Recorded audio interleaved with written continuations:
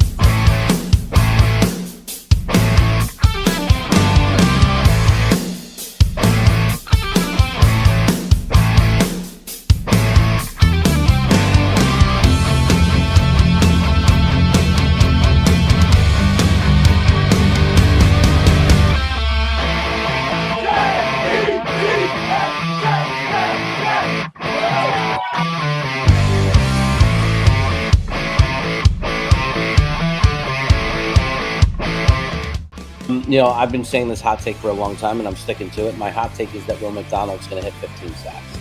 No member of the New York Jets' Week 1 offensive line will miss a game all year.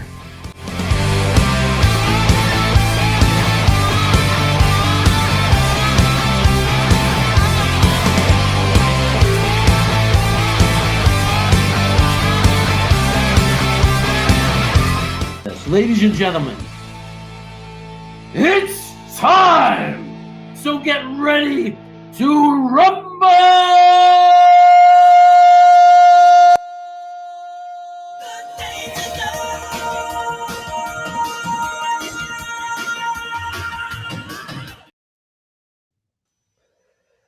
And here we go. We are live, baby, with Jets Chaos in the Zone.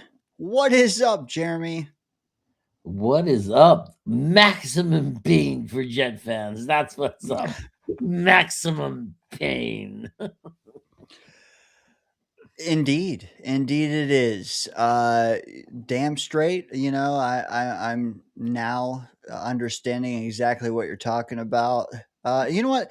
For the folks watching live, I'm sure they're wondering what you're talking about too, Jeremy. Why don't you lay it out for them? Did I shave this right? No, you look gorgeous, baby. Gorgeous. What am I talking about? Okay, so I don't care. I wish the best for Sam Darnold. And here's the other thing of why it's so stupid for the people who think, it's pain because we have to put up with the stupidity of it. That's the pain of it. It's not pain that Sam Darnold's in the Super Bowl. Not to me, at least. Why? Because he was in Carolina for 2 years. They had him. And, they ended up using so much draft capital to get their quarterback when they had him all along, right? And then he goes to San Francisco. Okay, he's the backup. They didn't, somebody offered him a better opportunity, so he took it. But San Francisco let him walk out the door, but they had Brock Purdy.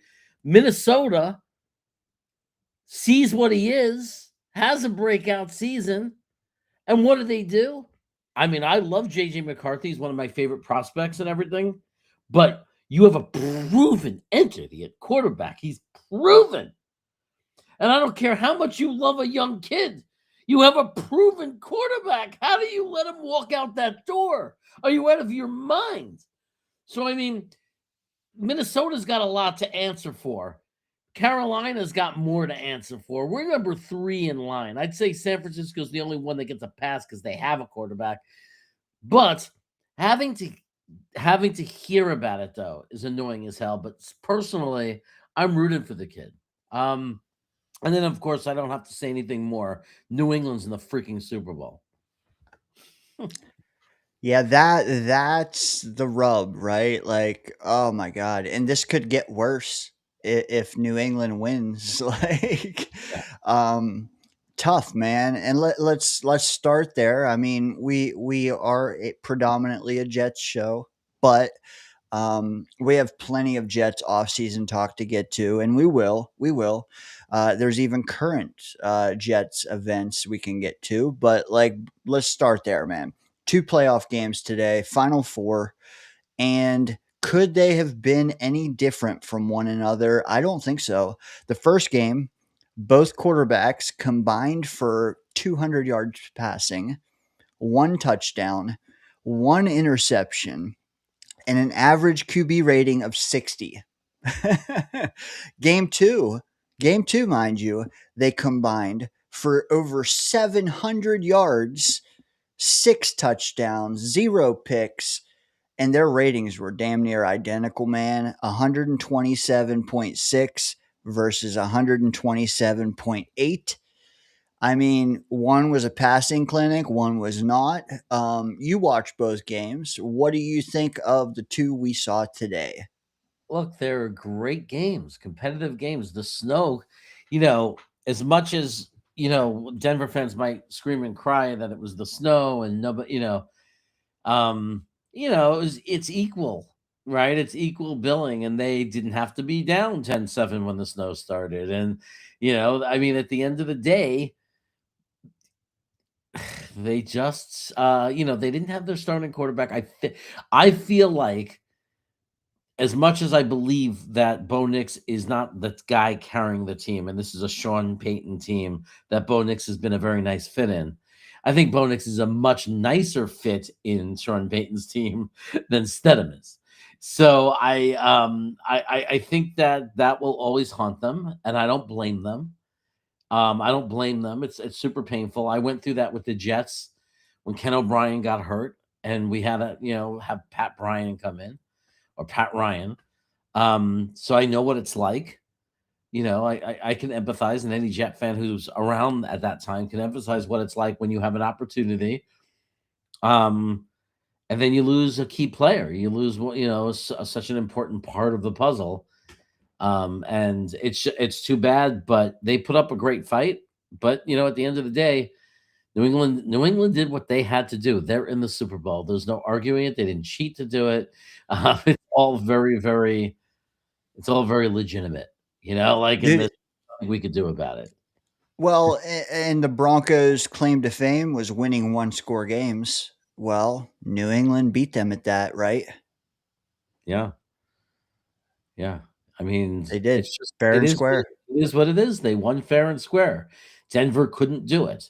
It sucks. We'll never know what would have happened if Bo Nix was there. We'll never know. But the odds makers knew it was a big deal, right? I mean, yeah, New England was favored by 3.5 points as the road team to the number 1 seed because Bo Nix wasn't there. So it's just something that it is what it is. There's nothing you could do about it. He got hurt, and the game still had to be played. New England won it. Now, agreed, and we can double back to that. I know a lot of people are wanting to talk, about Sam Darnold, and about the game we just watched.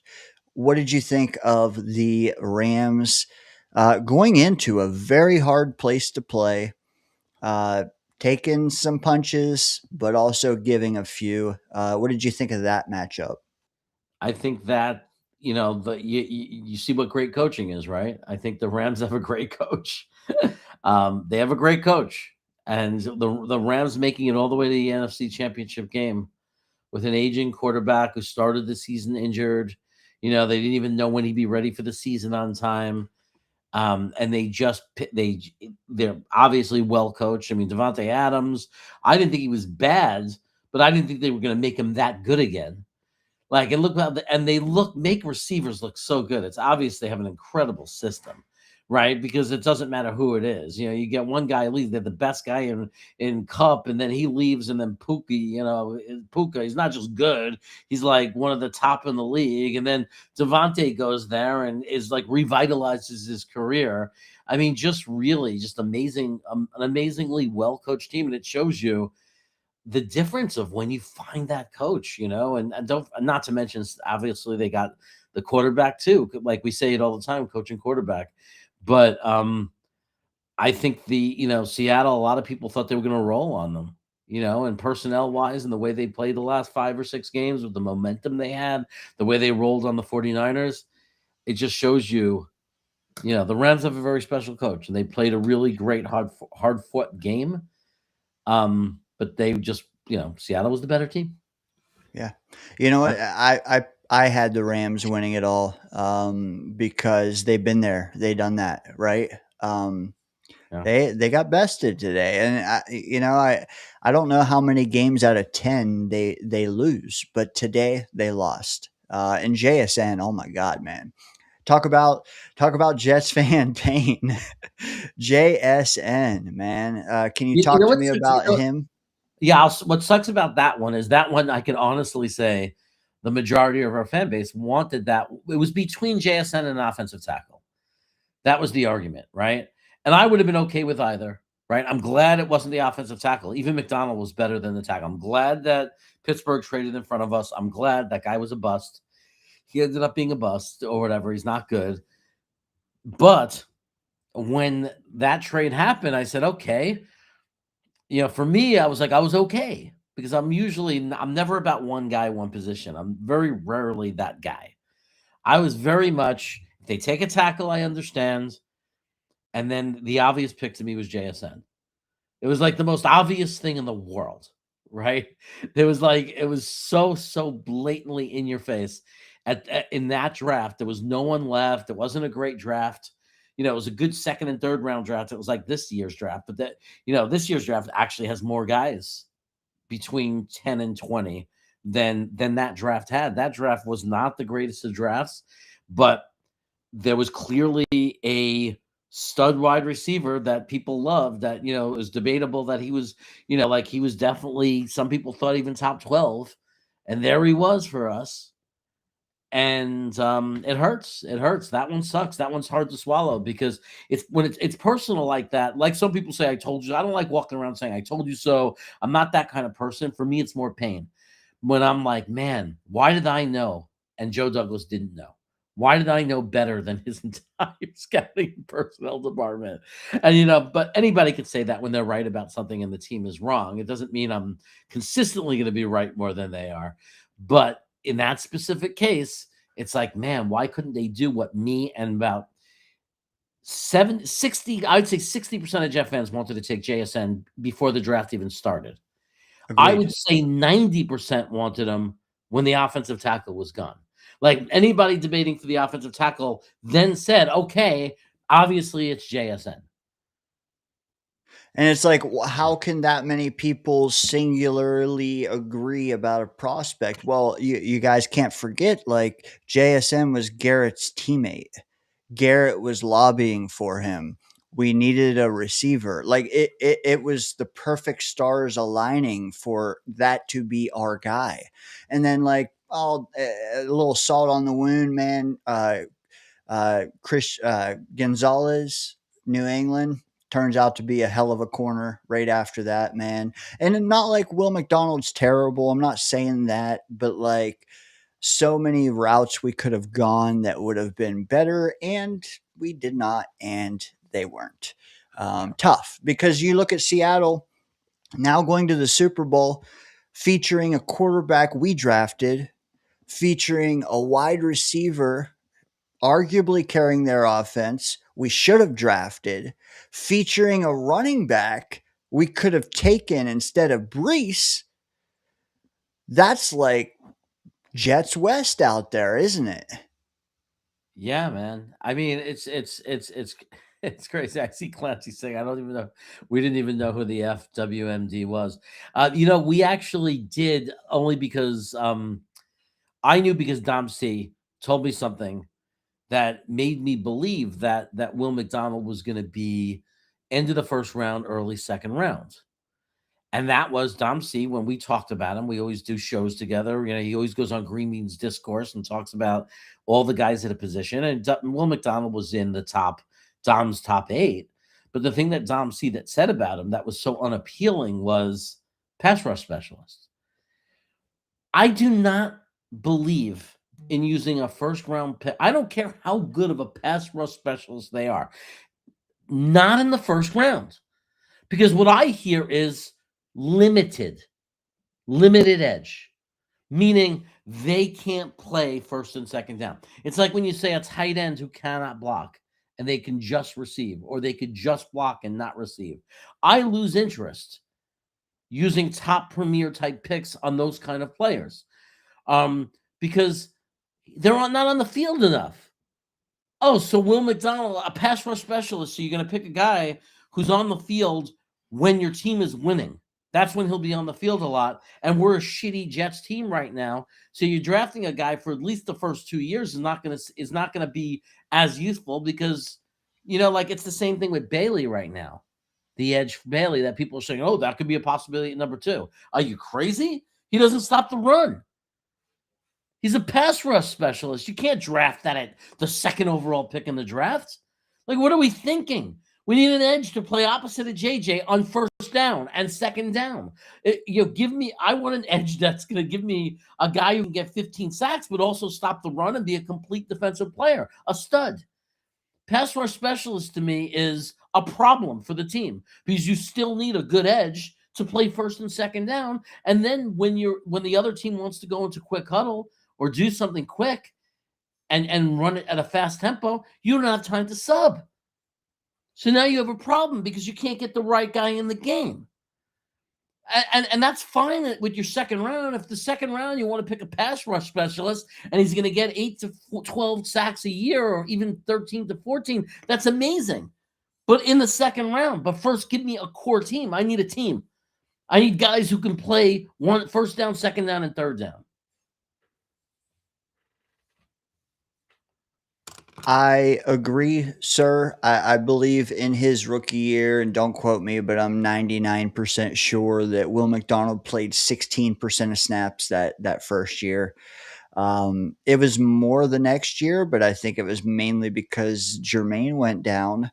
And then it was more this year, probably because we traded Quinnen, man. Like, and where are we now? Like, I got to update our intro. Sorry, bro, because like I don't think 15 sacks was that hot of a take this year, man. I think we all had high hopes for Will McDonald in this defense. With Aaron Glenn and Steve Wilkes, we thought he could rise above, being the first year of a new regime. He did not, man. And now I don't know that we pick up the 5th-year option. I don't even know that he's on the team at the deadline that we have to decide whether we pick up his 5th-year option. That's how strongly I feel. Like, I think he's traded during the draft. But before I go down a rabbit hole, is there anything you want to say about Will McDonald that you haven't already? Yeah, everybody knows I like McDonald. And if he would have been the guy we picked in the second round, I'd really love him. He was just picked too soon. He's a good player to have on your team. I hope, like, at a fair price, that we have him on the team. He's a good, like a Bryce Huff, like same kind of thing of, like, he's a guy that can get double-digit sacks for you, and he could come in on third down, and that's great at the end of games when, if you have a lead and at the end of the game, the other team is going on a 2-minute offense. He's a great guy to have. I just don't want to use my freaking number 1 picks on him. And the evidence is, you cannot tell me that Will McDonald, except for the block field goal, a free special teams play that you can't rely on, but aside from that, you can't tell me he impacts a game anywhere close to the way JSN impacts a game. Look at Seattle this season. It wasn't just today. How many games did JSN have a huge impact in? He's a premier receiver. Can you imagine him opposite of Garrett Wilson? And I know that it probably wouldn't have made a difference for us winning that many games anyway, but right now that would be our roster still. Right now we'd be talking about picking up his 5th year. So at Correct. least moving forward right now, we wouldn't be thinking about wide receiver. We would not, and we would have pick 16 to use on something else. I think a lot of people are penciling in. I mean, as Clancy says here, Lemon at 16. Like, we would have that pick. Not only would we have JSN, we would have 16th overall to spend elsewhere. Yeah, enough about that, man. JSN is old news, but like, man, it does stick in the craw of Jets fans, I'm sure. I won't go down the rabbit hole of should Brees have been the running back at 36 overall, or should we have gone Kenneth Walker at 41? That's a whole nother argument, but so many what ifs when it comes to this Super Bowl matchup. What if Vrabel actually took us seriously? What if, we were a serious friend? So many things. But as far as Jet news this week, let's get into some of that. Jeremy, we got 29 in here listening. It was only 11 a few moments ago, so I think they're filing in. Wink Martindale. What do you think of that guy right now? I'm a little disappointed. I mean, look, I'm not a hater of Wink Martindale like other people. There are people saying things that just aren't true about him, and I hate that. I hate hearing about his best years are way behind him. He hasn't been good in a decade. He used to get a lot of takeaways 10 years ago, and I'm like, wait a second. Wasn't it like 2023 he led the NFL in takeaways with the Giants, or 2022? It was like 3 seasons ago. So that's not a decade. But at the same time, I want Leonard, and so far all the apples are dropping, or whatever you want, whatever the expression is, and Leonard's not spoken for. No one's hired him. All the other spots are filling. Like, are we rushing to sign Wink Martindale and not sign an up and coming defensive coordinator that might have much? It's a bigger mystery of his ceiling. Like, he could be a bust, but his ceiling could be limitless. Why aren't we going for him? And you said it, man. The Packers, they hired Gannon to be their DC today, not even that long ago. And what I feel was our biggest competitor was Harbaugh in New York. He hired Denard Wilson to be the DC there. All of a sudden, like you said, it's like musical chairs. The music's winding down, bro, and we are one of the last chairs left. Jim Leonard's still there. So yeah, do you think it was a successful few days for the Jets just sitting on their hands? I know they tried to bring in Wink, but like from what I hear, the weather may have even canceled that flight. I don't even know if he made it in. Yeah. How should we feel? Well, here's the thing. We don't know that we're not going to hire Leonard, right? We interviewed 9 guys. We know so far of 2 that were invited for a second interview. That's that we know of. And that's probably slipped by them, or travel arrangements, or it gets out because the guy's planning a trip to come here. He says something, his agent says something. We don't know they didn't talk to 2 other guys already, or they don't have a couple of other second interviews scheduled. So we don't know that Leonard doesn't have a second interview. The Jets have been better about one thing over the past year. It's been tight-lipped.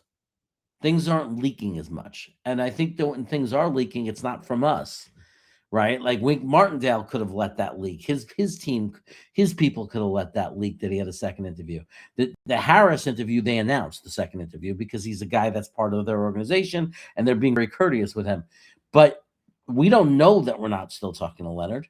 We also don't know that Leonard didn't say no to us. Like, we didn't invite him for a second interview. We don't know that we could have, and he may have said, sorry, no, thank you. And I wouldn't blame him, because let's face it, you have to assume Aaron Glenn is on the hot seat, right? I mean, even if he's not, even if Woody has a secret deal with him that, you didn't have a team, you're going to get a quarterback and blah, blah, blah, and we're going to give you an extra year. From the outside, if you're Leonard, you have to think that guy's got to be in trouble. They're like 3-14. They're a joke organization. The guy is getting slaughtered by the media. It's like, you're going to take your first defensive coordinator job on a sinking ship? I mean, some people might see it as an opportunity. Maybe I could sneak in there and get the job afterwards. But that's rare and far in between, right? I mean, most of the time you join a staff and the coach gets fired, you all go. You're all cleaned out. I just wonder, like, we've all been secretly rooting. I mean, maybe not so secretly, but like rooting for Leonard to come here. Is it one of those times where like we are all wanting Tyron Smith and we're all elated to get him, and then you see his performance and it's like, what were we thinking? Do you have any insight there on like whether our optimism about Leonard coming and how he'll perform will actually play out? We have no idea. We like the sound of him. Let's face it. The people behind the scenes know have some idea, right? Because like any job, the way they interview, the way they talk, the way they carry themselves, that the teams he worked with, the people who work with him know what he's like in the room behind closed doors. How many great suggestions was he making? How much contribution did he make? None of us, the fans, know that. So we're all full of shit. We just like the way it sounds. He was a good player. He was a Jet. We like him. Blah, blah, blah, blah, blah. Sexy, sexy, sexy. Which is why, like so, but we don't know, right? And I say, like even Wink Martindale has the higher floor without question. He's a proven, experienced coordinator who, we didn't have an interception, and 3 years ago he led the NFL in takeaways, right? I mean, but when you have a young guy like Leonard that people are saying good things about, you have a guy that has an endless ceiling. Like he could be the next big thing, and he could be, like for some reason, it's just not hard to imagine him a great head coach someday in the future, 3, 5 years down the road. Like you could see it, you could imagine it. That's his ceiling. So it's a little bit more exciting. But I mean, it's so funny because as into it as we are, the odds are it's not going to matter because in a year from now, we're going to be looking for a new head coach, right? True. Yeah. Yeah. And I think it's a lot to do with us wanting to go the opposite route that we just did. With quarterback position, I feel like we are at fault when it comes to that. Like we just went with the athletic guy, the specimen. Now all of a sudden we want the processor, not the athlete. We want the processor, the cerebral guy, and then the following year we'll want the athlete again. Well, DC, we went with the dinosaur, the high floor, the former head coach in Wilkes. Now we want to go the opposite. We want the young upstart because look at what Banjo did. And look, let's not even go OC yet. I mean, we got a whole topic of that. But like young coaching staff, go with the young upstart. Why not? So I think that is a lot to do with why people want Leonard over Wink. Like you said, though, maybe Wink does have more to offer than we're giving him credit for. And we'll get into that. Should we hire him? I know Murph is here on Fridays. He is not a fan. But hey, I think a lot of people aren't. So No, I mean, chaos. look, it's not. I don't blame people for not being a fan of it because as much as I say that the negativity is a little too over the edge, and I said it, I clarified it. I said when people are saying things that aren't true. Like when people are saying that he used to be good in takeaways a decade ago, it's just not true. He led the NFL 3 years ago. But at the same time, I understand it. With Wink Martindale, you're setting a ceiling. At this point of his career, he's not going to be. You're capping it. You're capping it. He's not going to be better than he ever has been, right? So it's just kind of like, that's it's kind of like it's like getting Geno Smith and saying Geno Smith is going to be our quarterback for the next 5 years. We're just going to roll with it. We're not going to draft anyone. You're like, well, he's been better in the past few years before the Raiders, better than most quarterbacks we've had, but it looks like his best days are behind him. And even though he'd be better than what we had, we don't want mediocrity. We want to take a shot at someone who gives us an open ceiling. So it's like I think that's the problem with it. Like it's like we know it. We're guaranteeing right off the bat that we're not getting a great coordinator.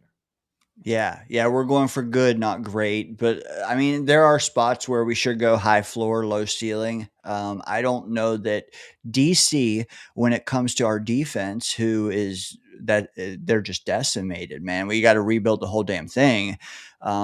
Maybe we should just go all in and go with the young guy, build it from the ground up. We've already torn it down to the studs. You know what I mean? Like, we'll see. We'll get into that, man. We have some milestone chats to get to. I want to sprinkle in. People are giving you money, some super chats. Yeah, I don't know why. Maybe it's for beard product. For both of us now, it looks like. I think they think you're cute. Cute. What a word.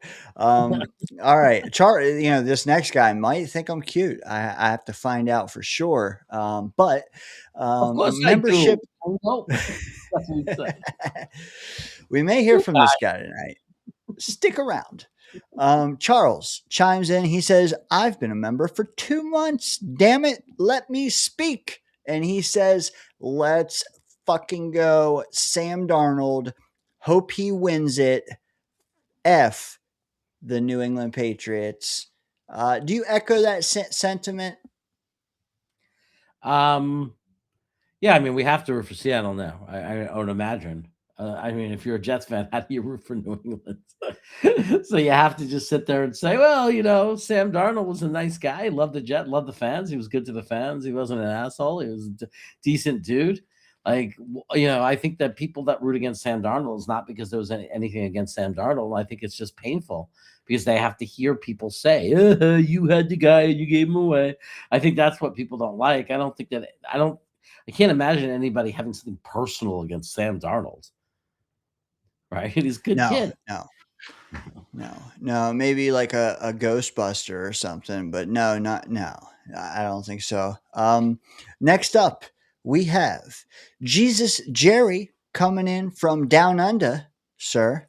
I think he's a favorite of yours, Jeremy, if I remember correctly.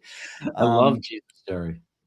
He is the man. $2.99 Australian dollars. He says something here. Can you decipher this?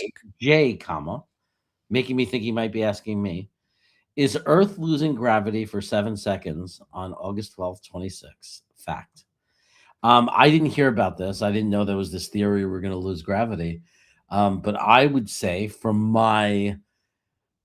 I'm not saying I'm an expert. I'm not a scientist, but based on the little bit of education I actually have and based on, being a high school teacher, elementary school teacher, so I'm exposed to this kind of curriculum sometimes, that it doesn't seem that it's possible that Earth could lose its gravity because it's based on our rotation. And there's no way you can predict that rotation would be altered. And if it was altered, I think that we'd have a lot bigger issue than just losing gravity. Oh, I'm scared, Jeremy. Hold me. I can't say that I've heard this, but what I will say, since we're in the same vein, Jerry, did you know that the moon is getting further away every single year? Did you? Well, we got to start going back there now before it's too late. We're going to lose our flag. We left the flag up there. Back there? Were we ever there, Jeremy? I'm not getting into that. We were there. You know what? I made Murph get into that, and I don't think he looked good after it was all said and done. What, he said that we weren't really there? He said we were there, man. Okay, thank God. We were there, dude. We were there. You know what? Let's not get into that again. But gravity, man, I've got some Googling to do after this, Jerry. Thank you. Apparently this 38th trip around the sun I'm about to have might be my last because I might just float away. Yeah, I'm gonna have to look into that. But I mean, I would worry. I would without gravity, I would worry about. Do we have to worry more about Australia and New Zealand? Like without gravity, wouldn't they just kind of float off the face? You would, you know what? Like Sacramento, just crack off and just go out into the ocean. No, Sacramento is going to be the new coastline. Like if you go, if you look at where the fault line is, if LA and San Francisco were to kind of like have such a major earthquake that they broke off, I might have ocean. Be okay. I might be rich. Make sure you sell at that point, okay? Chat, you guys are cooking. There's 36 in here, Jeremy. We want to know, folks, not only did you spike that like button, but also what do you want to have us address? Let us know. We've talked a little DC Jeremy, I feel like the natural next question to ask you is, you're plugged in, man. Did you see all the firings we've made officially? And what did you think of a possible demotion?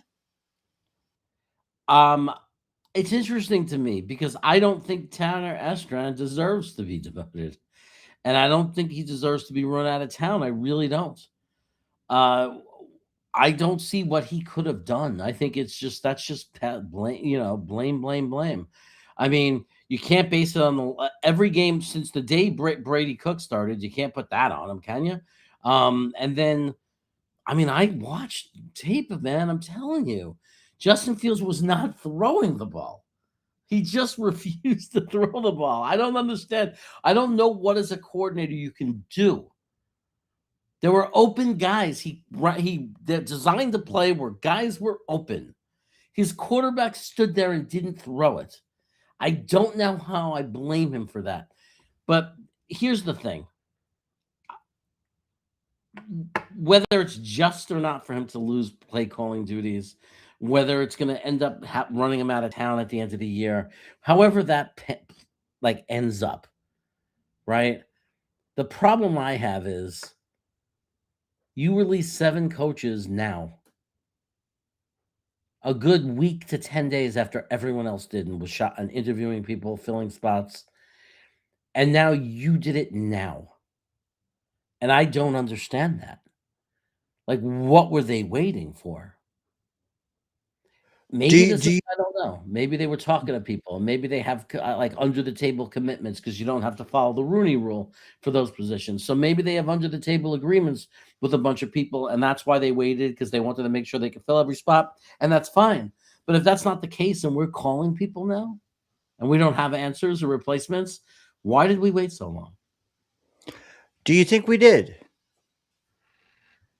I mean, what are the odds that these folks knew they were fired, 2, 3 weeks ago and just haven't been interviewed elsewhere? So the news never surfaced. What are the odds that that's the case? I'd say it's impossible because those guys would have wanted it out there that they're available. I mean, because understand, some of them might end up, their opportunities might be college. They need their names out there. Yeah. I mean, like, look, I mean, I don't know what Grinch season knows that I don't know. He might be trash, but I don't know what he knows that I don't know. I don't know how you know that he's trash. I honestly don't, because he never had a quarterback, and I don't know how you could just keep continually judge people by it. Well, maybe the draw plays were because he didn't have a quarterback. Like, I just don't know. I mean, I'm not defending him to say, "Oh, that's the guy I want, Estran." You know what I mean? Like, when if Aaron Glenn would have been fired, I wouldn't have said keep Estran. I wouldn't have. I said clear them all out, get a new head coach in to pick their guys. I'm not sitting here standing on a hill for Estran, but I'm not going to sit there and say I know he's trash, because we did that to Mike LaFleur and we're idiots for it. Everybody was saying how bad he is, how what a terrible head offensive coordinator he was, and it was so stupid because if you looked at our quarterback and our offensive stats, anytime Zach Wilson was not the quarterback, our offense was a top 10 offense, right? But what did we do? We needed someone to blame. Oh, it's LaFleur. He's horrible. You know what I mean? And now he's with the Rams and he's getting interviews for head coaching jobs. Mike White, baby, shout out to you, brother. But yeah, just to clarify, Charles London axed. Eric Washington. Stop me when you care about a guy who gets axed here, okay? Charles London. Oh no, Eric, I guess we're not going for Geno Smith now. Yeah, I guess not, because I mean, hey, 70% with Charles London. Eric Washington, Roosevelt Williams, Scott Turner, Aaron Curry, baby, big bust out of Seattle. Alonzo Escalante. You didn't stop me, Jeremy.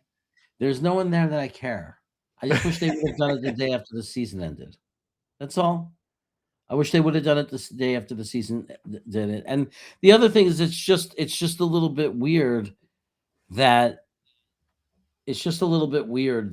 they're like, you hired this whole staff, and now you're firing such a big portion of the staff, and it just seems weird to me because you're the guy that hired them. And that's just and he'll get up there and he'll say, "Well, we changed plans and we have this plan and this vision," but he never says, like, I mean, if that's the case, that you changed plans, you made the trades, and now you have the vision and whatever. How are we not addressing this? Like, what do you have to say for yourself? You hired a staff and you're firing such a large portion of the staff. Are you saying that you hired the wrong people? Are you blaming them? I wonder as well. I wish I could ask him questions like the beat can, because I feel like there's always meat left on that bone, and that would be one of them. You're turning over how many percent, and yeah, what I like that, man. What does that mean for the hires to begin with? Were they in haste? Were they because you just got your foot in the door? Like we need more context, obviously. What do you make though? Like, I know you touched on Engstrand, and heavily, but like, regardless of what you think should happen, what do you make of that even coming out? And By the way, like, what could they? tell me to relax because Robert Saleh fired 6 of his staff after his first season does not make me feel better. What happened with Saleh? Did he work out for us? That's your argument? That's what Saleh did? That Saleh's fired guys? So we're supposed to be excited about that? Hey, Robert Saleh did it. Look at him. Are you kidding me? That's exactly why I'm concerned. Because usually, when a head coach starts firing their staff within a year, they're gone too. Tell me a guy who's fired that many and then been a success story, right? Right, Don't find me use those. Salah. And I'm not saying there isn't one, but find me Right. that guy. Find me the guy that fired all these assistant coaches and then went on to be a great head coach. And I will say thank you, because that will make me feel a little bit better. But as far as I Yeah. can tell, any time in my life when I've watched football teams and my teams that I've rooted for, other teams, when you see a coach fire their coordinator and then they fire this one and that one, what happens to them, to that head coach? Do they go on to win a Super Bowl? No, they end up fired. Yeah. A couple things, and this is all chat based. Real quick, because I got a couple more. JT says, "Can a guy admit his mistakes and try to fix it?" Can a guy admit I his mean, mistakes and try to fix it? Yes. if I'm not Glenn's doing that, look, I mean, Glenn hasn't done that though. look, I would like for him to admit it was a mistake hiring them. I guess Yeah, what yeah, what JT is saying is that by firing them, he's admitting he made a mistake. I don't I don't know. I don't know if I'm on board with that. I think him going in front of a microphone and saying, "I made a mistake and I'm learning how to hire people," would be admitting a mistake. yeah. But I want to make this very clear. Aaron Glenn is our coach. He was not fired. I am rooting for him to do well. These are concerns. Him letting those 7 guys go, that's not me saying, "Oh, he sucks, he's horrible, blah, blah, blah." I'm not joining the force of let's hate Aaron Glenn and complain about him all off season. That's not what I'm doing. I'm showing that I'm concerned. I'm concerned that all these assistant coaches were let go 2 weeks after the fact, when other teams have already been interviewing people and everything. That concerns me. I'm concerned about the delay. I'm concerned about who's going to take a job here. And I'm concerned about what it means, because historically, what it means is that head coach is not going to last much longer. That's what it's meant historically. That's all I'm saying. Yeah. I Yeah. want Aaron Glenn to do well. I want him to turn this team around. I want, at this time next year, to us say, okay, we didn't make the playoffs, but we won a lot more games, and there were amazing things happening that give us incredible hope for the future. That's what I want. I don't want to have to be looking for a head coach again. Well, you mentioned the timing too. I mean, we had a whole conversation about how the majority of this fan base knew that JSN was the pick. We didn't do that. Well, guess what? That same majority of the fan base, if not more, knew that Charles London needed fired weeks ago, man. So, like, Right, right. even And if for it's the everyone right saying, decision, the for time, everyone like, saying, I just want to say, for everyone saying that he might have been fired 2 weeks ago, how would they have kept that quiet? You yeah, think the true. guy, wouldn't agent, wouldn't have put it out there? You don't think that they have to look for new jobs now? You think they had some kind of non-disclosure agreement?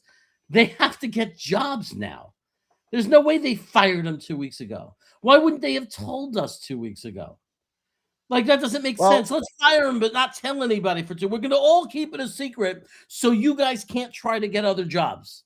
Like, what are we talking about? They were well, fired. Yes. all right. Let me in here. Let me in here, Jeremy. The chat wants to be heard, and Afram here says very simple. They delayed the firing because he wasn't planning on firing them, but was basically told changes need to be made. Odds that that's how it played out in your mind. That's the most terrifying version. That's the most terrifying version because that tells me that somebody is, who's the person telling him that he has to? He's equal to Muji. So that means you're telling me that Woody Johnson is sticking his face in it again. So we don't want that, right? We don't want that. Now look, they said they were going to make changes to the staff. I'm concerned. It might be fine. They may have behind the scenes, they might have a replacement for every one of those coaches. And that's what they were doing. They were making sure they had a replacement for every one of those coaches. And if that's the case, I'm fine. What I'm saying is I'm concerned. Thank you, Tank. Concerned. I'm concerned because if that wasn't the case, and the whole 2 weeks they were wondering what they should do, and then and are in chaos and didn't know what they should do, and then 2 weeks later decide, okay, then we'll fire them. That's concerning to me. Right? But I don't know that that's the case. And I'm openly admitting that I don't know that that's the case because I'm not in the room. It's concerning for me because we watched the season, man, and it's like we knew, dude, get the fuck get that guy out of here, get that guy out of here. Like we all like day one of the off season, boom, boom, boom, boom, out of here, out of here, out of here. You know, even if we hire a Jag, it'll be equal. Just do it, man. I don't know what the pause was, what the Well, dude like they needed 2 more weeks to evaluate because they couldn't evaluate yeah. week after week. Gotta They watch the couldn't film, evaluate man. the entire season. They couldn't evaluate. Gotta watch the film, Jeremy. You can watch the film during the year I know. after each game. Evaluate 2 weeks to evaluate. Yeah. What are you going to know 2 weeks later after the season ends? What do you know 2 weeks later? What are you looking back to evaluate? I don't even care. Like, I mean, the only thing I could say is you survey the landscape and there's garbage out there. Guess what? We have garbage. So trade garbage for garbage. Fine by me, but don't keep garbage. Like, I'm not into hoarding. Like, no. It doesn't even matter. Most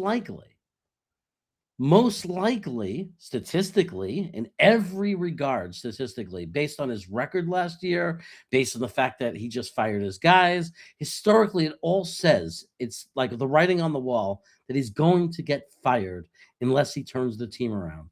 And if he turns the team around, so he's not fired, because good things start happening for us, we're all going to be happy anyway. And then we're going to say, hey, Jeremy, you were concerned for no reason. It ended up great. They obviously built a good staff or a helpful staff because they've turned it around. And I will say, whew, I'm glad because I was really concerned. See, it's not about being wrong or right. You're allowed to be concerned about something. Jeremy, I gotta chime in here because it sure seems like there's some folks here that could use a little Jet fan therapy. And as folks probably know, we have our resident Jet creator therapist in tow. Let me ask you your thoughts on this one from Oscar the Grouch. Jeremy, he says, and I quote, I knew Engstrand was garbage the entire season. I don't know how some people were saying that they thought he did a decent job. We averaged 6 points a game. I don't know that that last part is accurate. I hope it's not, but what could you tell Oscar here when it comes to retaining Engstrand in any role? I could say that I just don't know because I'm not in the room, and I don't know, and I haven't seen him with a real quarterback. And I think that you might be right. He might be garbage. I'm not going to stand. I'm not going to defend Estran. He did nothing to earn my defend him. I'm just going to say that there's a lot of coaches out there that they're good if their players are good, and they're not too good if they're not. So there's lots I'm of with yeah, you. you know, like if you look at Frank Reich, I mean, like you look at certain coaches in history. There are years where they're top 5 in the NFL or top 7 or whatever on offense, and then there are years they're 25th. And if you do a little bit more digging, you find out the year they were 25th, their quarterback got hurt, or their quarterback left, and they got a new quarterback that stunk. So what I'm saying is there are, I think, like there's a lot of good coaches that are good coaches because they have the right quarterback, they have the right players, they have the right assistants, whatever it is. And there are a few, only a handful of coaches that are special. And those are the coaches, they do well even if they don't have a great quarterback, right? They just find a way to excel. But there's a lot of coaches out there that simply are a product of their players. What we know about Estrand is he's not a genius that can overcome bad quarterback play. We know that about him. What I don't know is that he's garbage. He could just be like any other coach that would stink if he didn't have if he had a crap quarterback. He's not Ben Johnson Jr.? I thought he was. I think we know that he's not Ben Johnson Jr. All right, here's another one for you, Chaos. All due respect from Boss Girl here. All due respect, Jeremy, okay? All due respect, because fans can feel and speak how they want. But when you're already assuming hiring a new head coach for 2027, are you, and not you specifically, but is that person really hoping for success this year or hoping for the best but assuming the worst? I think two things could be true. I think that if you held a gun to my head and my life was on the line, I could say that Aaron Glenn's going to eventually be fired. I mean, Woody might hold him for an extra year. I can't control that, right? But if you held a gun to my head and said, how's it going to play out? Is it going to be a great head coach? Is he going to end up being a good head coach that lasts for years and gets us to the playoffs? Or is he going to eventually get fired and not do a good enough job?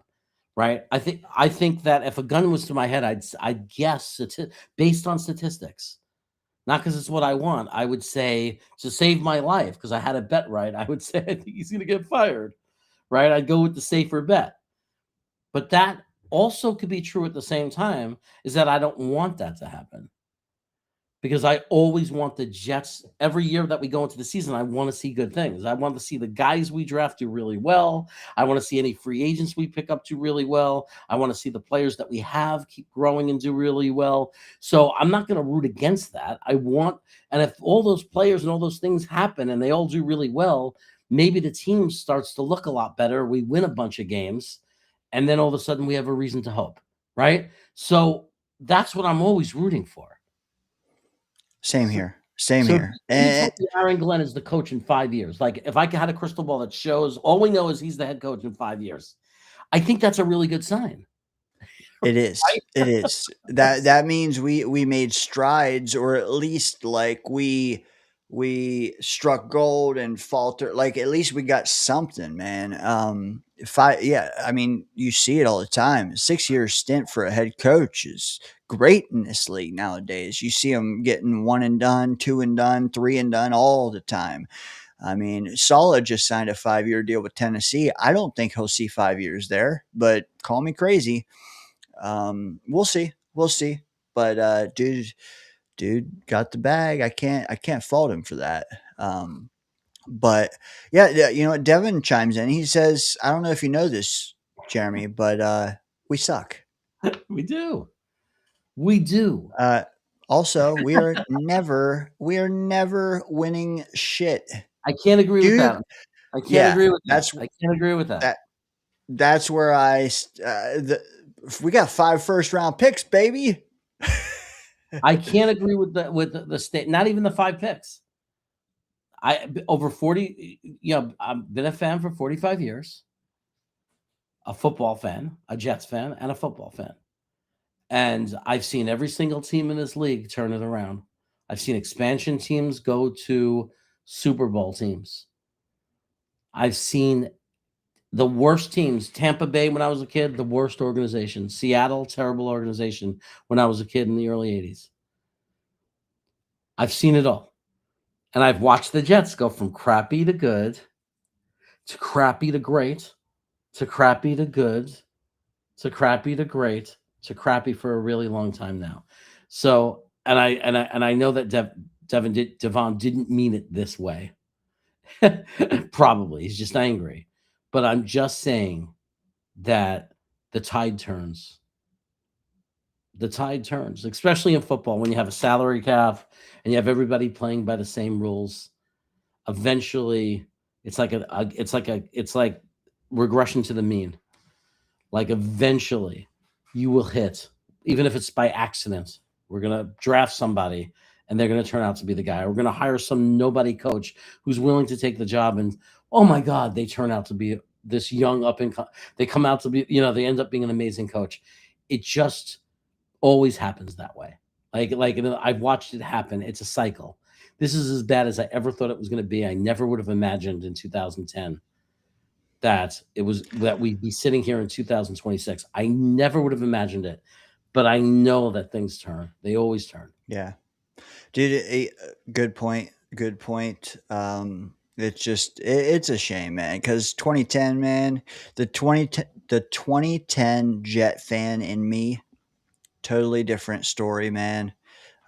Totally different because I got to see some fantastic football, and not just 2009 and 2010. That wasn't that wasn't all. That wasn't just a flash in a pan, man. We got to see Herm and Mangini, and 2000 to 2009 was good in and of itself. Like it was. We were excited, man. We had Curtis Martin, Wayne Corbett, into the 4 first-round picks we had. It wasn't just the Rex boom flash and that was it. So I feel bad for. We were good, but to be honest, Yeah. there was Tom Brady, there was Right. There was Eli Manning. I mean, not Eli. There was Peyton Manning. I mean, there was the Chargers, right? We didn't have a chance to win it all. You're right. I mean, right. we didn't. We were stuck in that phantom zone of like mediocrity. Like we never really believed until Rex came. We never and did it, like not until he actually walked through 2 wildcard games. I don't think we ever really believed, though, that we had a real chance. You know what I mean?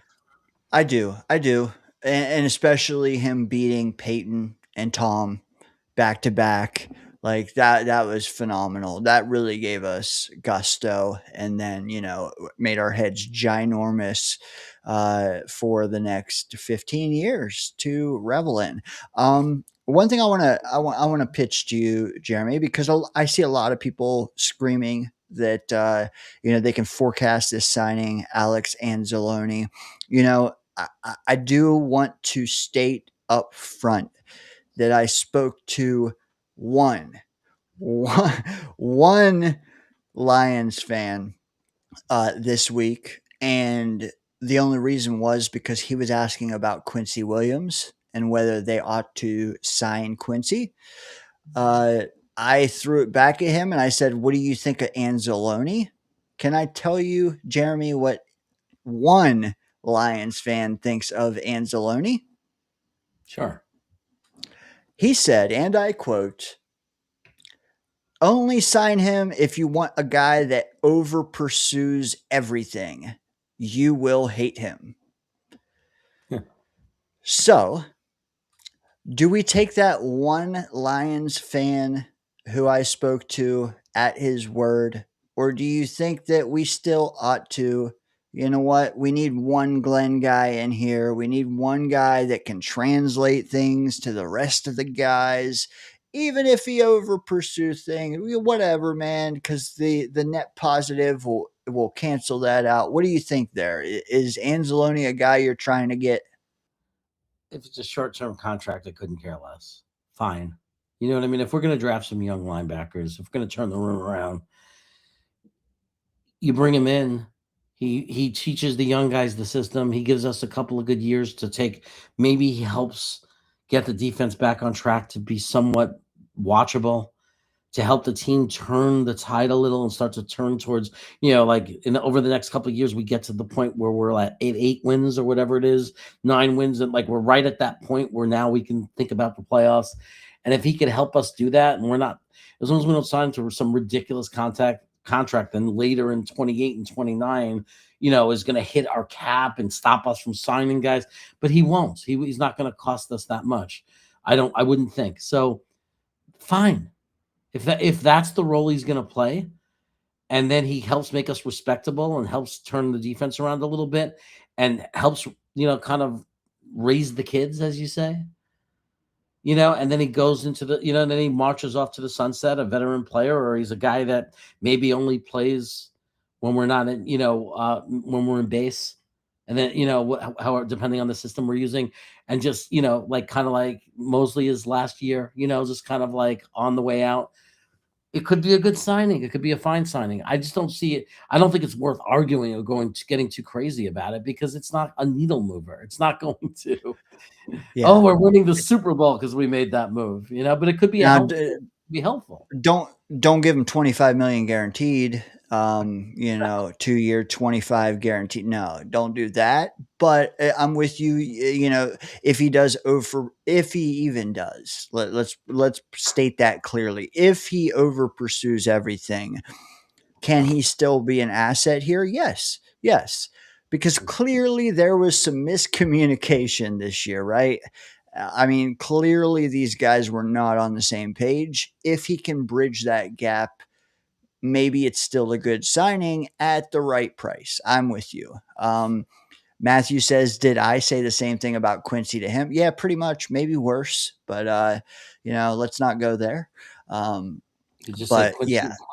Quincy took weeks off. Yeah. He would take weeks off. I mean, just like his brother. He would. Dude, he would make splash plays, but down in and down out. Not the kind of guy you want to also give 25 guaranteed to over a couple of years, man. You don't. You mentioned it earlier, Jeremy. I caught you. You said Frank Reich. Why did you mention him? Can you give some, the viewers a little insight into why you mentioned him? You know what's so funny about that name? 4 years ago, no one would shut up about it. Everybody was dying for him. And now I see everybody on Twitter crying like babies. Why is he hasn't done anything in 5 years? This fan base will never be happy. Look, why are they crying? Why about him are they crying though? I see him as a guy that everybody said if you take a quarterback, you need somebody that can help develop the quarterback. And now everybody's screaming and yelling and crying. What if, if you brought him in some role? I don't know him as a play caller. As a play caller, he had good years and bad years, just like I said before. He had good years and bad years based on who his players were. But we all say if you draft a quarterback, you have to have somebody to develop him.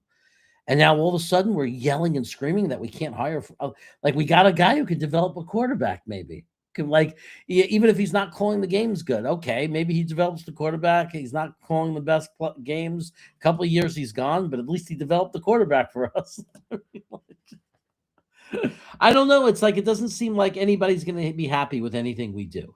Like whatever we do, no one's going to be happy about it. And you know what I think the answer is, Dano? What? I don't think there is a happy hire. Maybe for some, it's never going to be the whole fan base. I don't think there is. I don't think anybody that we all agree on would take the job anyway. What I think is, until this team actually wins some football games, we're going to complain and we're going to be miserable. And if the team comes around and wins 10 games, either next year or the year after that, and suddenly they win 10, 11 games and go to the playoffs, then we're all going to shut up and be happy with whoever they hired. I don't believe it. We'll still find something to complain about. I know. But I want to mention. Just win some games. Like, let's just Yeah. win some games. Yeah. And be like positive, like be good looking going into the off season, because that's when things really can turn into a pressure cooker around here. Like, win some games, yes, but like have some semblance of, okay, we can parlay this into some more games, and then we're okay for 9 months while we sit on our hands. And instead of just doing this for 9 months, like many of us do. But the thing I wanted to put out there is, like, the rumor is Frank Reich is being rumored to be of interest to our staff, to come in not only to be an offensive consultant, but to potentially call plays for our offense moving forward. To maybe, like you said, maybe develop a quarterback. Are we getting a quarterback? I don't know, man. Probably at some point. But rather have him in here now than, to scramble for him next year. But yeah, Yeah. Reich, Yeah. Reich You know what is I the hate? name. By the way, you know what I hate? It drives me What do you crazy. hate? Is that What? we're gonna get some quarterback, right? To play football for us next season, to be our quarterback. And everyone's gonna freaking complain. Right? And scream and curse. And this is quarterback is not gonna win anything. And I say to them, and I say it now in advance.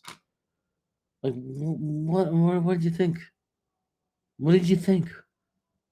What did you think? Who do you think is gonna play quarterback for us? Like, and like, the truth is, part of me wants it to be some crappy quarterback, because we're not going to have a quarterback come in here and play well enough to make us a playoff team and be part of the future. It's going to be some stupid veteran guy that might get us to 6 or 7 wins, and all they're really doing is playing us out of a quarterback for the future. The truth is, we'd be better. Let's hope the best gift that Aaron Glenn could give us is that he stupidly brings in some other Justin Fields type of joke who absolutely sucks, and we suffer for another year. Yes, we suffer, and we end up with some crappy record, and then all of a sudden land a franchise quarterback the next year. Right? That's the best thing that could happen for us. Because when everyone's complaining about the quarterback we get, oh, what? You wanted a better quarterback so we could win 7 games and be stuck in no quarterback land for the rest of our lives? Like, please. Jeremy, I Why do know we what we need to do. We need to sign Tua. I just don't understand why we care. We're not going to the playoffs next year. We're 2 years away. We're 2+ years away. By the time December hits, we're going to be screaming for them to lose games so we can get a quarterback in the draft. Unless at 33 the Jets take Ty Simpson, or at 45 the Jets take Sawyer or Aller or one of these crazy guys, Neusmeyer, and all of a sudden, oh my God, they play and they're great. And we hit that lottery, which is so rare, but we hit that lottery. That's the one thing that could save this team from the reality that by December of next year, we will all be rooting for us to lose. I promise you. Jeremy, Boss Girl says that doesn't sound at all like hoping for success. I know, but I'm just being realistic about what I think is going to happen. Let him prove me wrong. But I'm just saying, like, if you watch this team, what is going to change in one offseason? Yeah. When you don't have a quarterback, we're not going to bring in a needle-moving quarterback. We're just not. Like Kyle Murray. How much do you want to give away, and how much money do you want to throw away on Kyle Murray? You think he's going to take us to the Super Bowl? It's such a waste. It's a joke. I think that there are some out there that do want to get a bridge that can win enough games, Jeremy, to satiate themselves, but also at the same time, and you know how our luck is, so I'm sure this is likely to occur. We can win 8 to 10 games with old Kyler Murray, and then the Colts will win 0, and they'll hand us their first overall pick on a silver platter. That's the dream, right? The dream is that we could get to win 7 to 8 games and still get the quarterback because the Colts completely collapsed. But you know what? The Colts aren't going to tank at the end, and they're not going to stop trying all year because they don't have anything to gain from it. So the only thing they have to do is try to win every single game with all their heart and passion, not even thinking about a draft pick. So it would be almost impossible for them to end up with a top 3 pick because you know what happens at the end of the year. We saw it this year. There are going to be teams playing guys named Clark that we've never heard of on their defense. Like that's the kind of thing that's going on, right? Guys that teams that are going to be playing undrafted free agents who aren't good, but yet continue to march them out there every week. That's what happens at the end of the year. So the Colts, while they imploded, weren't bad enough to lose to those kind of teams. So I think that, the way I could see it ending up very easily that we have 3 top 15 picks. Very easily, right? Is it I was, no. I've been thinking 3 top 20. Realistically, 3 top 20 picks. Right, because Dallas can make the playoffs and be one and done and still be the 20th pick, 21st pick, or they can miss the playoffs, and that's top 18. The Colts we know could be top 10, and we know the Jets, of course, could be top 5. I mean, they could be top 3. And let me just say, I didn't say Kyler Murray could win us 8 to 10 games. I'm saying the optimistic, hopeful Jet fan is hoping that is the case, but that the Colts let us get to our quarterback next year and not us. Because that is the best case scenario, is that we don't have the first overall pick next year. We do because the Colts gave it to us. That, that's the dream. But dream come true. I mean, that also is a little. I mean, come on, man. Are we really? Is that how it's going to be fixed? Is that our prize pony? I mean, who knows? You know what?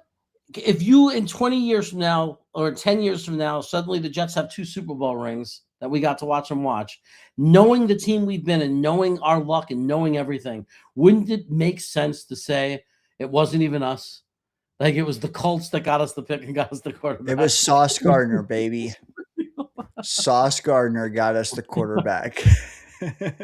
I mean, wouldn't it just be so fitting if that's how it came to be? I mean, I don't mean to be negative, boss girl. I know, I just don't see. There's none of the names being thrown there at quarterback are going to do anything for us that makes me believe at all that anything good could happen. So be that the case. If that's the truth, if I'm right, that none of those quarterbacks are going to do anything for us, why wouldn't I want the worst one of the bunch to get the better draft pick in a year that I think are actually going to have some quarterbacks in it, like in the draft?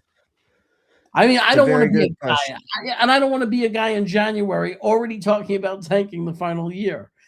I'm not saying that I want us to tank. I'm saying that I don't want us to go out and do just enough to win 6 games. Right. That's what I'm saying.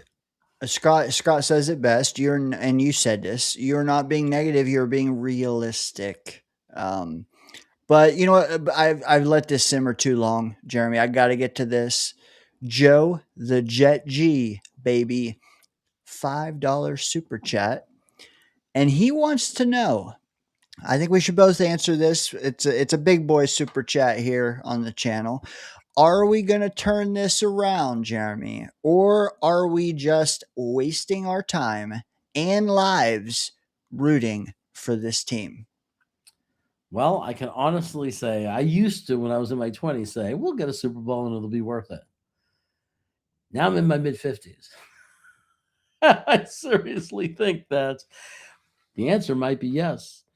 But it might be a resounding yes.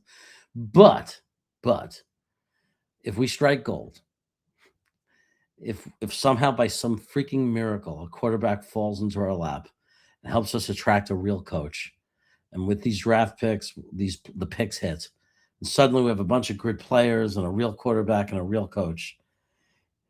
If it happens, here's the key thing, Joe. It'll be so worth everything we went through. And I have to believe that. I don't know it because they've never actually done it and won a Super Bowl. I just have to believe that. I have to believe that in 5 years from now, if the Jets win a Super Bowl, all this pain was worth it. I too am with you, and obviously they have won a Super Bowl, but like for one, the league wasn't the same. It wasn't even as difficult as it is now. Also, how many of us watching tonight were not alive when we did it? But how many of them can say they were old enough to remember the game? They were plugged in. They got to enjoy it. Like what, 1%? I mean, come on, man. And that 1% is too old and senile to really talk Yeah, about it, remember it anyway. dude. I'm so tired of the people born in '68 that said, I was alive for that. You were one. You were 1 years old.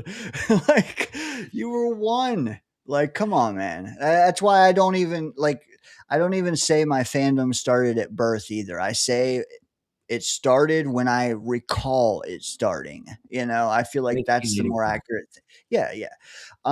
But to answer Joe's question here, are we going to turn this around? Are we wasting our time and lives rooting for this team, man? That was my question, man. It was my question all of 2025. But you know when it changed, man? It changed at the trade deadline. I'm not even going to front, man. I'm just going to be honest with you. It changed. It changed when we added 3 first-round picks. Like, we now have 5 the next 2 years. And I know people want to downplay the importance of that, like not you, Chaos, but like people in general, because of how we've drafted in the past and where we fall in the pecking order of choosing quarterback. Those deals at the deadline, Quinnen, Sauce, were enough to lock me in for 3 more years, baby. I will finish out this decade and let me see where the chips fall then, because I don't know if we bust out on 5 first-round picks, all of them. I can't say I'll be here for the 30s, man. I can't say that. But I'm willing to give them 3 years to see how 5 first-round picks pan out, and then I could be a lifer again. But dude, they're on thin ice, is what I'm trying to say. But also, like, not so thin that like we don't have a leg up on turning this around. We do, man. We do. We have we have the number 1 draft kitty this year. And this isn't even our big year. Next year is. We have more draft assets this year than the Raiders do, and they pick first overall. We have more than Cleveland Browns do. They have 2 first-round picks. We have the most. Next year, guaranteed we have the most next year. So, like, if you can't build a team with 2 legs up, the next 2 years, man, you never will. And I'm not going to root after that. But, like, for now, I'm plugged in, baby. These next 2 years, Dom C, Jets Chaos, Tony the GM, Green Bean, I'm going to be plugged the fuck in because I want to know who we're taking and I want to see. Dude, will these Tony guys the GM wants to take Drew Aller with the second pick. You're naming him with us. Hey, man. He wants Hey, to take I'll learn. Drew Aller with the second pick. I'm I not was kidding. trying to get I was giving him a little kudos, man. What I'm saying is, though, I want to know who we're taking, and all 4 of those guys will help me know the guys before they arrive. And then maybe my 3 years can become 5, 7, 1. Hey, Joe to the Jet G, don't leave on the eve of having 5 freaking premium picks, man. Don't do it. If anything, wait and see how they pan out is all I'm trying to say. But here's the thing too. But what you said about those picks. Okay, let me talk for Evil Allen on that, because I know that he'll say the same thing that I'm going to say right now. Okay, I don't know he'll say this. I'm going to say I don't think the problem the last few years has been that we're wasting picks and picking garbage, and I think that we've picked some good players. That's not what I think the problem is, and this is where I think Evil Allen will agree with me. I think the real problem is with the 5 picks. The real thing that matters is, do we end up with a quarterback? Right? Like, if we do those 5 picks and stumble out of the next 2 years and still don't have the quarterback, or we miss on quarterback, whatever it is, forget about whether those picks are good or not. It doesn't matter. I'm opting out at that point I after mean, year it doesn't, 2. like we have to get the quarterback, right? That's why I'm saying people think, man, how could you call yourself a Jet fan? It's so disgusting to hear you say that, Jeremy, that you'd rather win 2 games than 6 games. A lot of people can't stomach that when they hear me say that. But what I'm saying is, I've suffered for so long, man. If it's one more year that I have to suffer to get a chance to have the right quarterback, like I don't, you know what I mean? Like, how could that be? No, Like, how could that be wrong? it right, and that's all I'm trying to say about having the most draft capital back-to-back years. It's not just to build this super team, it's to you gotta find the guy, man. You have to find the guy, you gotta find the second guy, I think. I think you get the second guy this year, and you said it too, man, Aller, maybe Simpson, the QB2 of the future, and then next year you gotta go for QB1, man. But I mean, you're by the not way, j I hope to God, if we take Simpson, I know some people are going to be pissed. I'm going to be very concerned, but I want you to know, Tank for Ty, I want you to know, I pray with all my freaking heart and might that you're right for loving this guy. Like, if the second he puts on that, if we get up on that podium and and when you hear his name get called, I am not going to sit there and be one of these guys who say it was stupid and root against them to prove I'm right, or to just be negative. I'm going to be praying to the gods that my concern and my questions about him were for naught, and that he's amazing. You know, but it's very hard for me to be excited about him, um, based on just the amount of games he played, and I have a lot of concerns about him. So, but believe me, if we take him though, I'm gonna be sitting there saying, "Man, I hope that kid, whoever that guy is, tied for Tank. I hope he's right." You know, tie I hope tie for ta tie for tank sounds right. Was that a Freudian slip? Tank for tie, Tank for tie, tie for Tank. What do you want from me? I'd rather We everyone be. wanna we don't wanna tie for tank. We just did that this year. Yeah, I mean, look, it's like, as soon as you get like maybe Trinidad and Simpson are the 2 quarterbacks that could sneak in the end of the first round, or in the first round, or the end of the first round or second round. You know, everyone else is just the normal dart throw. I mean, Right. all those other guys, Newsmeyer and whatever, Sawyer and Allard, and like all those guys, and some people specifically hate Allard, but you specifically hate him because you know about him. But he's just like the other 4% guys. He's a dart throw. He's a mid-round day 3 guy that is probably almost definitely not going to be an NFL quarterback, right? He's going to be some guy that's a third stringer and then eventually is out of the league, no question.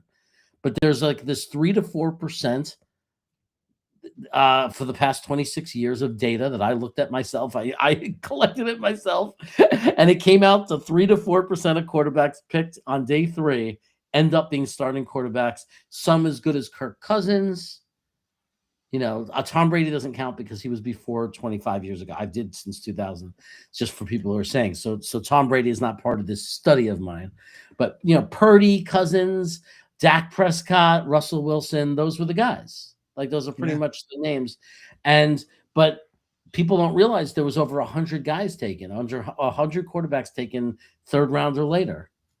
And those are the only guys. All those other 96 guys were never NFL starters. So to me, it's 3 to 4%. That's what it is. So, because all of those guys, even Drew Aller, the guy stinks because you saw him stink or whatever at the end, and you said, "Oh, he stinks." All those other guys that I've mentioned are day 3 conversations for the same reason. Yeah. Yeah. I am with you. I am with you for sure, man. Also, like I'm uniquely qualified to say, like, dude, the last 3 decades, I was in Steeler country, man. And I'll tell you, like, September to December did suck being a Jet fan. But January, man, that was the great equalizer the last few years because they go one and done, man. And suddenly I stopped hearing them chirp to me. And then all of a sudden the tides have changed, man. January to April, I was the happy guy because we were picking top 10 and they were picking what, 22, 20, Yeah. 18, whatever, man. You're right though. Like two wins or six, we want two. Until you get up to 10 to 12, then we got a conversation. But 6 wins, 8 wins, 10, and then one and done, not a great place to be. We need a guy that can win us. Dude, we saw 14 win teams lose today. So, like, we need a guy that can actually hoist. Is it Ty? I don't know. Can he placate us for a little bit? Yeah, I think he can. Drew Aller, that would placate me for a little bit. Grinch says he only needs development, whether it's with this staff or the next. He is the guy. Strong feelings on all of these secondary quarterbacks available. Do you think that's more of a sign of they're just the only guys attainable, Jeremy? And buy me 30 seconds. No, I mean, I think it's statistically 3 to 4%. Unless some team takes them earlier, then the statistics get a little bit better. Even though we know in real life that's not true. Like Drew Aller is going to be what he's going to be. But if you're looking at it from a statistical standpoint, if you're selected in the 3rd, 4th, 5th, 6th, 7th rounds, there's a 96% chance you're never going to be a starter, right? Based on stats. Now, I'm sure Drew Aller is saying, well, that's not going to be me. I'm going to be the 3 or 4% because I believe in myself.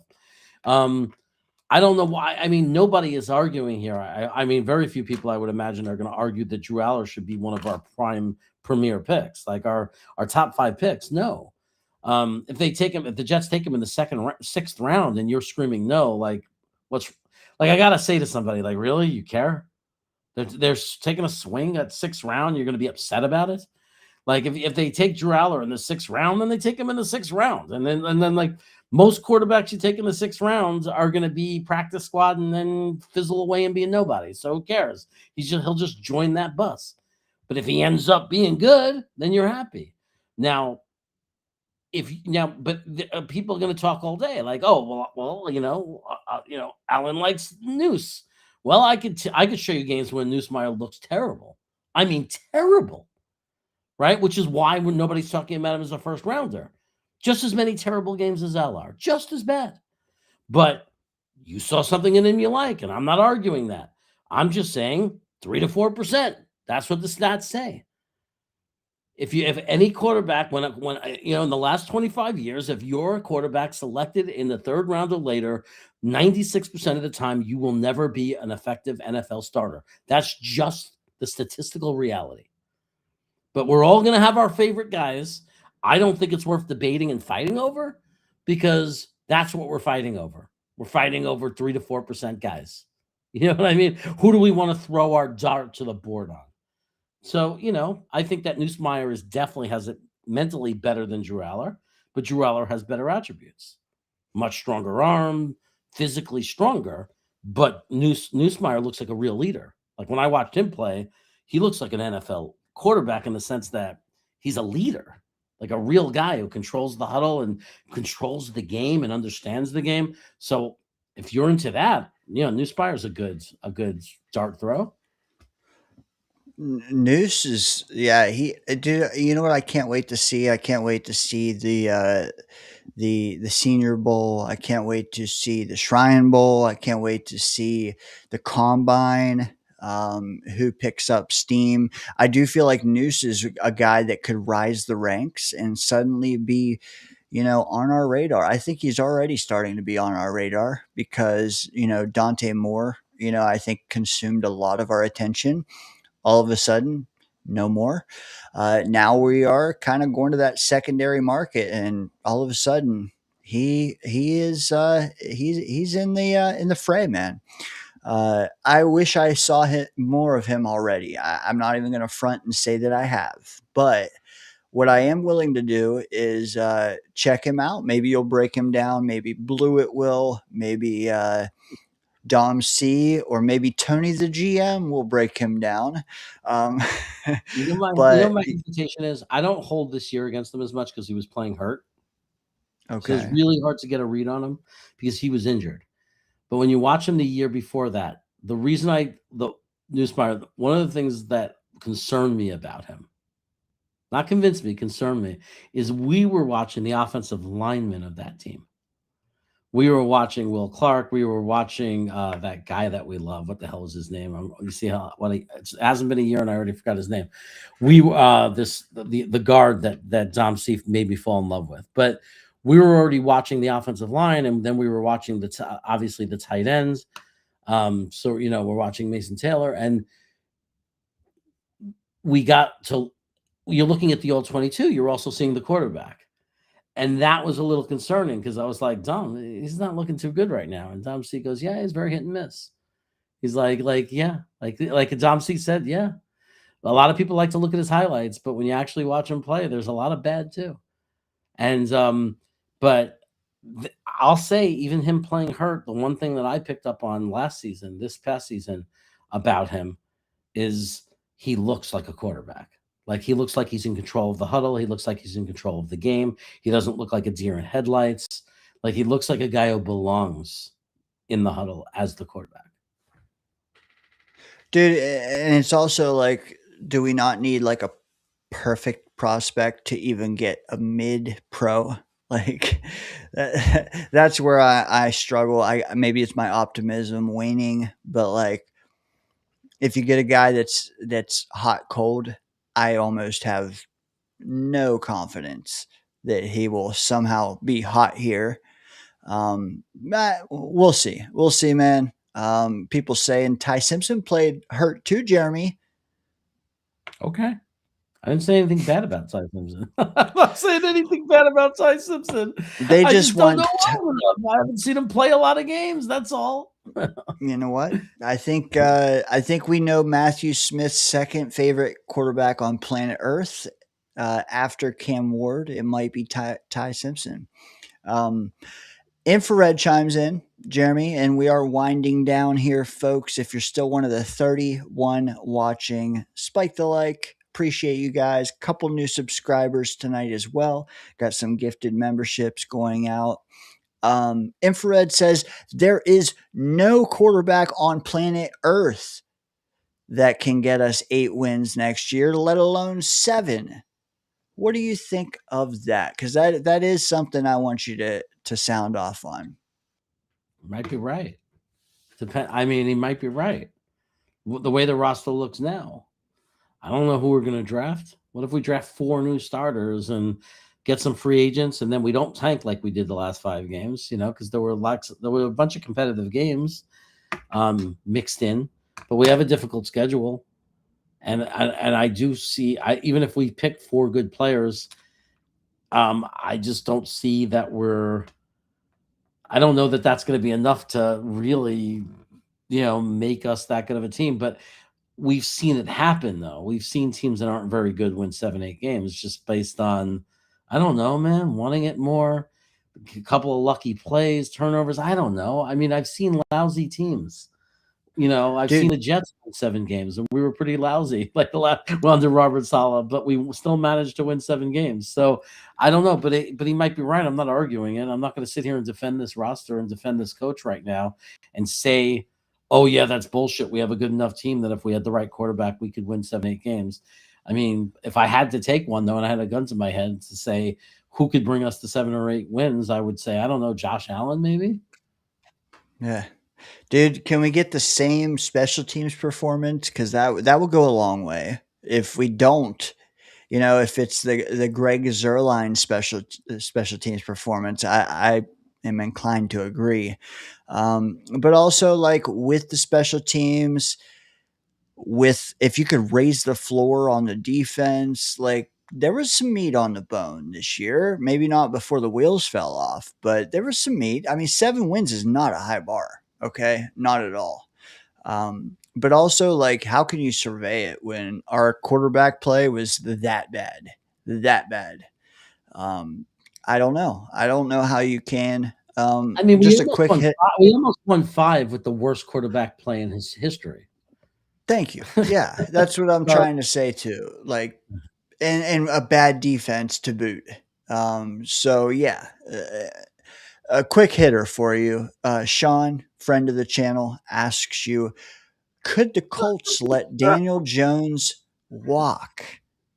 You know, assuming he has 2 good Achilles, can he walk? Yeah, well, I don't know, but the question is, will Daniel Jones walk?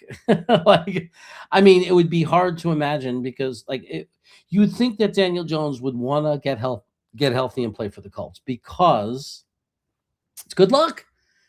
I mean, not that he got hurt. I'm saying good luck that he was reviving his career. I thought you meant because the horseshoe. Good luck. No, Oh, go ahead. I think this coach was working for him, right? They found a way to make him feel happy. I think a lot had to do with Jonathan Taylor. Because when Saquon Barkley, when you look at Daniel Jones' best year for the Giants, that won him the contract, that was a year for Saquon Barkley. That was his best year as a Giant running back. So, and then he goes, and Jonathan Taylor, the first 8 games of the season, is lights out.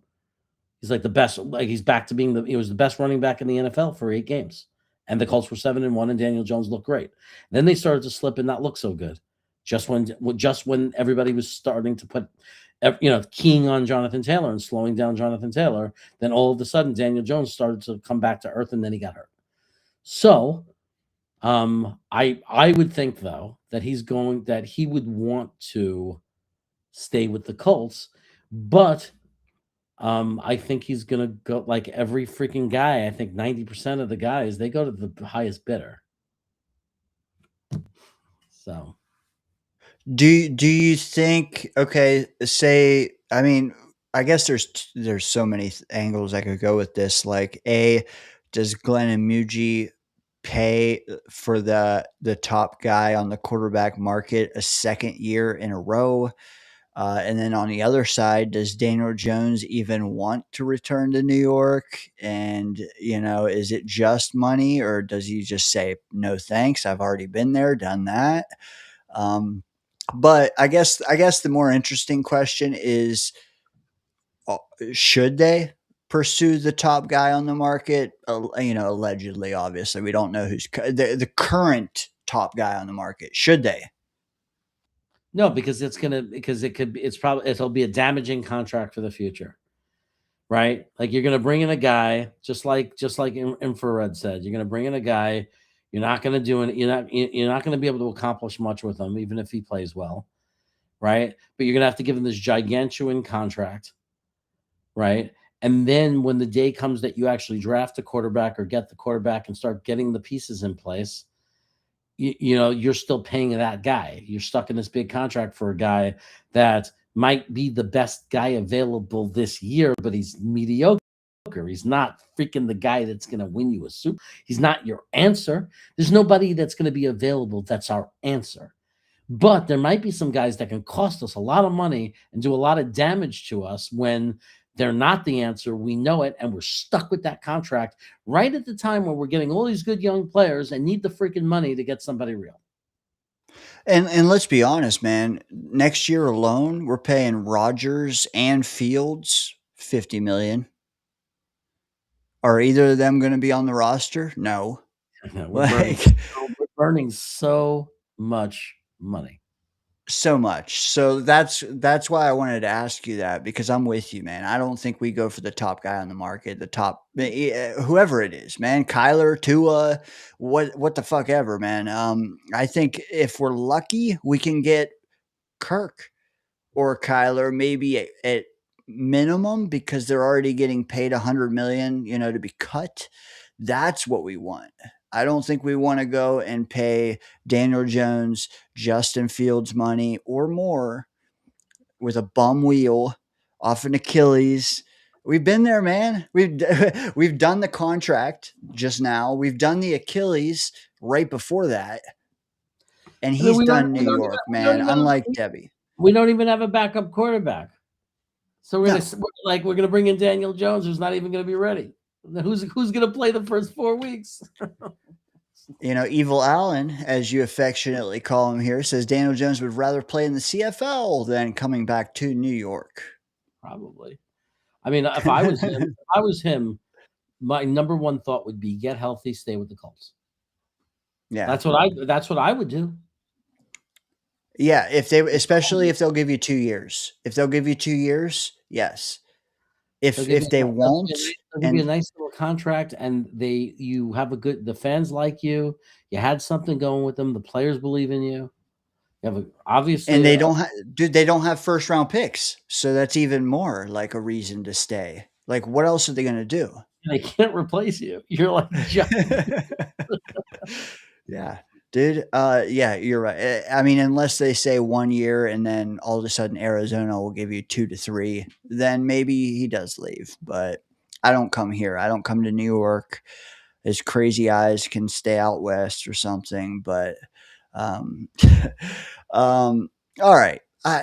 Any 33 watching us, Jeremy. So I want to ask you, do you have any final questions maybe for me or something you see in the chat you want to sound off on? Because we got like less than 5 minutes left here, brother.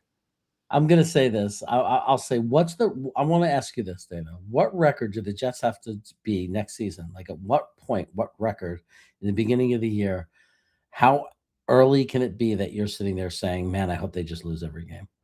Like, is it 1-4? Is it 0-5? Like, at what point would you say, man, I hope they lose every game so we could just get Arch Manning? You trying to get me canceled here, brother? I would love the chat to share it too. I'd love the chat to say, and it's okay to say none. I root for them every game, but I would love to ask the chat that too. At what record do we have to be until you say, I've seen enough? There's no hope for anything. We may as well just lose every game and get the quarterback that's going to be that looks like the best chance to be a generational franchise quarterback. Like, what's the record got to be? Can I throw in a caveat? Like, do you think we must? Do we like? Are we of the mind that we must have pick number 1? I think for Arch Manning, yes, because he was getting better every game last for year. For Arch, yes. It's Arch. There's a bunch of good quarterbacks, but Arch Manning is, I mean, he was getting better every week, and he was starting to look like what we thought he was, and it was only as young as can be. I mean, not everyone's going to agree with me. I think a lot of people are going to agree he has the highest floor and the highest ceiling.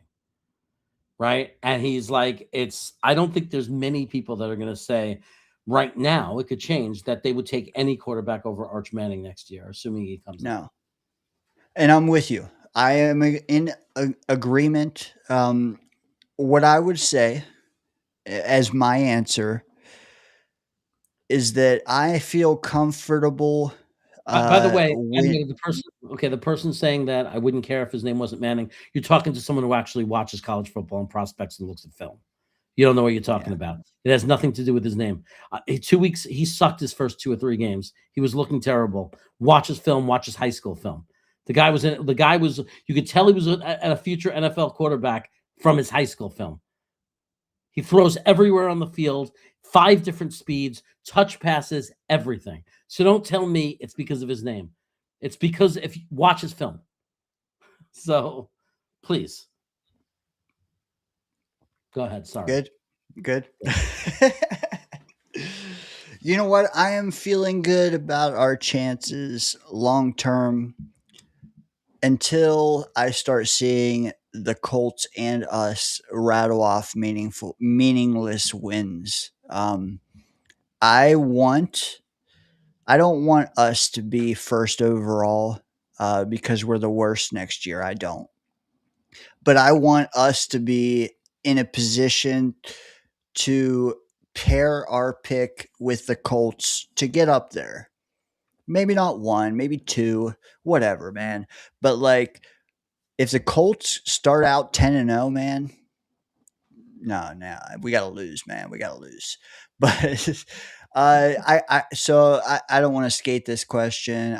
You said at what point am I starting? Like, bro, if we're 0-4, I mean, look, we're about to see the Patriots win the ship, man.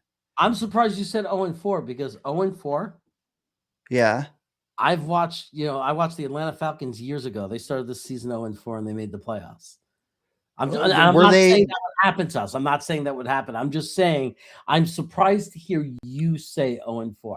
That's all I'm saying because you're usually Yeah, more. I am. They'd have yeah. Were the Falcons in the division with the previous Super Bowl champion, like were the previous conference champion, and then aside from that, also have the previous league's MVP also in the same division? Dude, we might in a week or two, we might be looking at a division that houses the previous two league MVPs. You realize that? Yeah, that's what You I'm realize saying. that? We got to march for arch, man. That's what I'm saying. I'm Dude, telling you. I as well, and you know what will allow me to be, to extend my wick from 0-4 to 0-6, or, like longer or shorter. What would help is the Colts botching their quarterback situation and them sputtering out the gate. Because if I start seeing them start 0-5, then I'm like, you know what? Maybe we can win some games because it's less important. Because now we it's less about our pick being the best. It's more about us having a best pick. Does that make sense? Yeah. Like if the Colts tank worse than us, our tank needs to just stop. Let's just win games, man. But if the Colts excel and Dallas excels, we might have to take matters into our own hands. And for that, at the end of September, I got to survey the landscape. Yeah. Two league MVPs in the AFC East, man. The last 2 years, we might be staring at both of them. I know. And it's like, and even And if did you see our schedule? Did you see our schedule? Even if somebody had a quarterback they like better than Arch Manning in next year's draft, I don't know who it would be. If they like Dante Moore, maybe fine. It's the same point, though. It's the same point. My question was, at what point are you like realizing it's not going to happen this year? We're not going to see the improvement. It's AG is probably gone. Like, at what point do you wave the white flag and say wins mean nothing? Like, winning doesn't help this team with a future in any way, shape, or form, because there's going to be a new coach and a new culture. And, like, what point do you start thinking along those lines and, and just say that winning is only hurting us? Now, I could say that, if the, he's saying you can answer as well. Like, I will. For me, I was thinking like 1-5, or 0-4 probably. Like, if they're not competitive at all.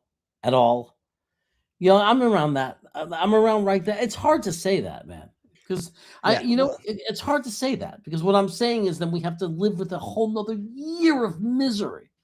Like it sucks to say that, but we're locked into that, man. It's expectations, and I'm sorry. Aside from Boss Girl, is anyone expecting this to be righted this off season? I don't know. I mean, I don't see us being 8 months away. Are we 8 months away, Jeremy? Yeah, that's crazy. That's crazy. I mean, and that we don't even know what our roster looks like, man. We're not even close. We have no idea what this roster. No idea. All I know is that there's just no quarterback available. There's no quarterback that there's no quarterback with the addition of the amount of even with the 4 top 50 picks. That is not enough. There's no quarterback that's going to be available, and those 4 picks that are going to convince me after what I just saw that that's going to be enough. And if we start the season and we're 1-5 or whatever it is, I know myself. I'm going to get to the point where I'm going to say, what is the point of winning any more games? What is the point? Does that wick, and I feel like this is a good question. Does that wick extend for you if Arch Manning is kind of cold out of the gate?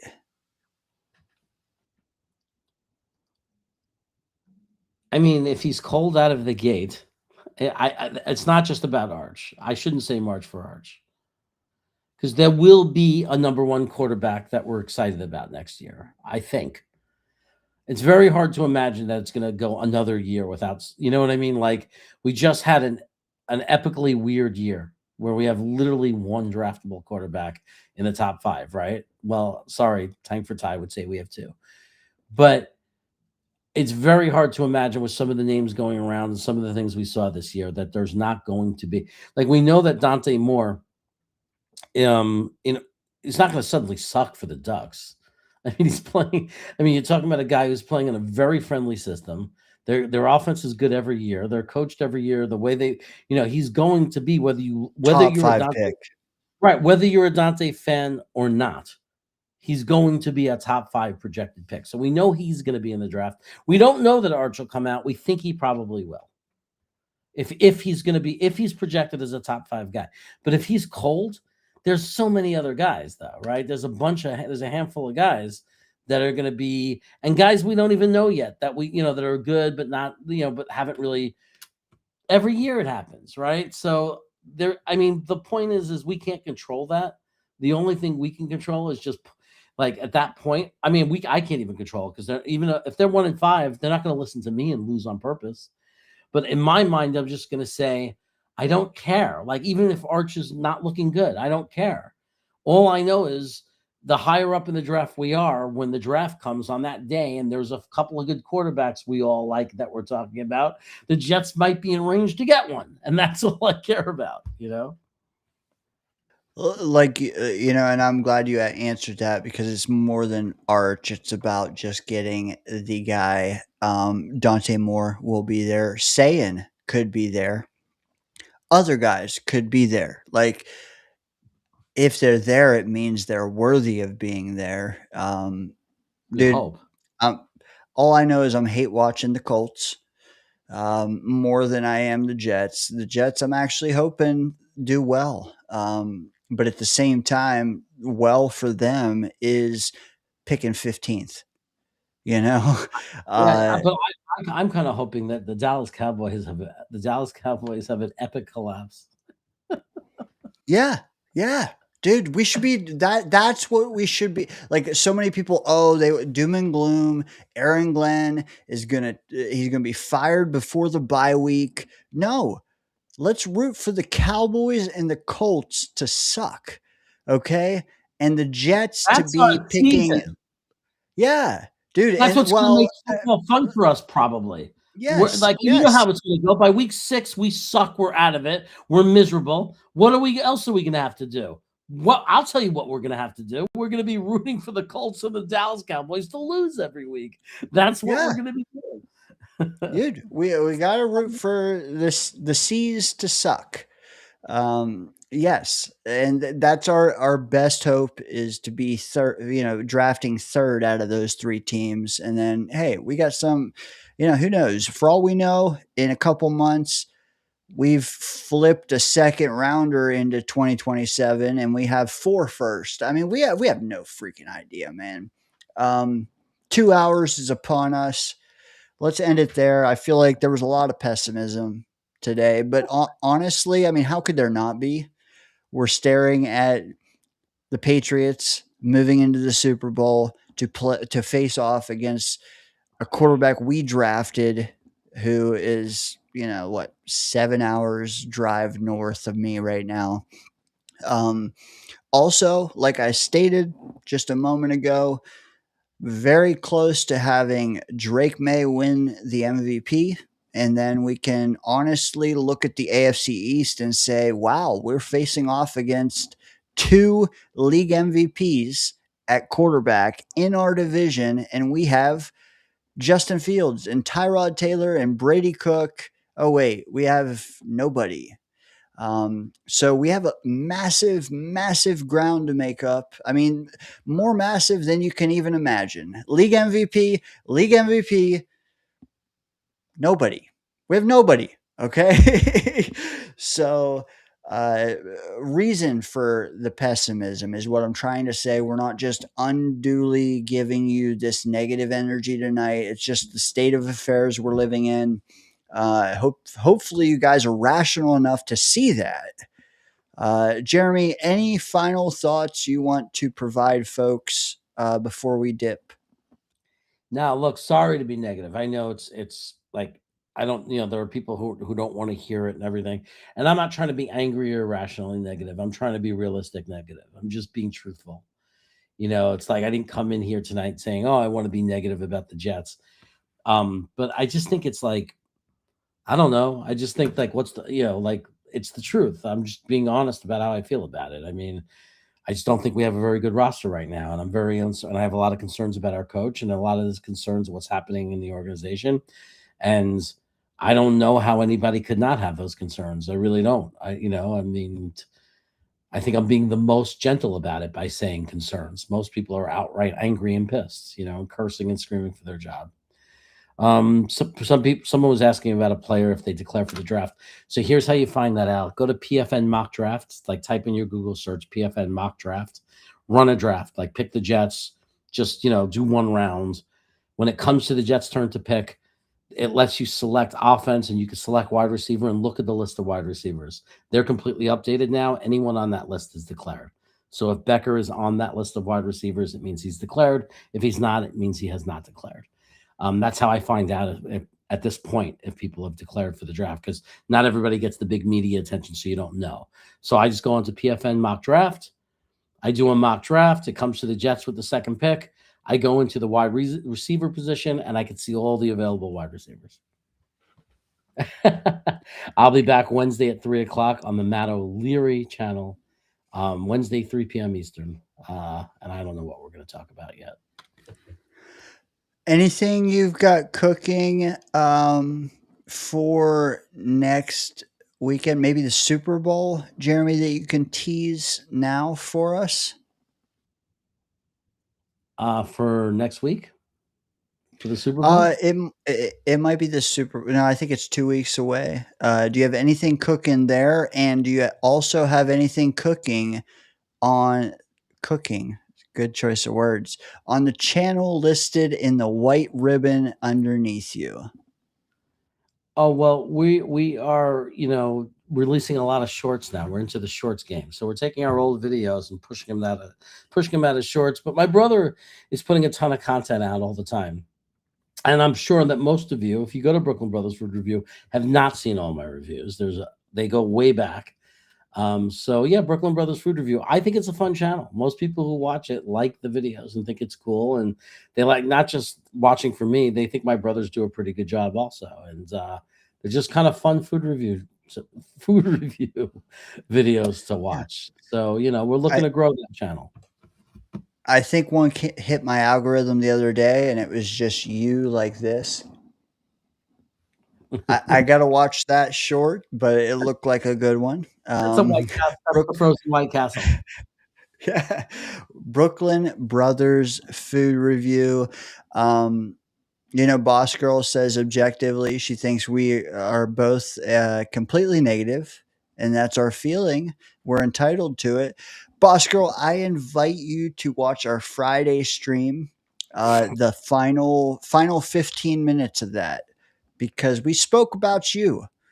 And I want to throw that gauntlet your way because, go back Friday, last 15 minutes, and listen for your name because you do have spicy takes. And that's all I'm going to say. But Brooklyn Brothers Food Review on YouTube. Again, we are here, chaos in the danger zone, where we're here Friday nights, Sunday nights, and going to continue to be for the foreseeable future. Stick around because it won't always be negative. I promise. We got draft picks, baby. You know what? Once free agency opens up, we start getting guys. Yeah. Once the draft, like positive, it's always We're always feeling like this now, and then we're always feeling a little bit better, and then we're feeling great in April. At the end of April, when the draft comes, we're flying high. Dude, So, well, this is also the last hurrah. Like, we've just fired everybody. We've hired nobody, damn near. Like, give us a moment. Give us just a moment, and let us collect ourselves. Let us hire some people. Do we get Jim Leonard? Do we get Wink Martindale? Stick around, and I promise it won't always be like this, because we're gonna make hirings, baby, and then signings, and then draft picks. There's better roads ahead. January 25th, probably not the best day to be a Jet fan.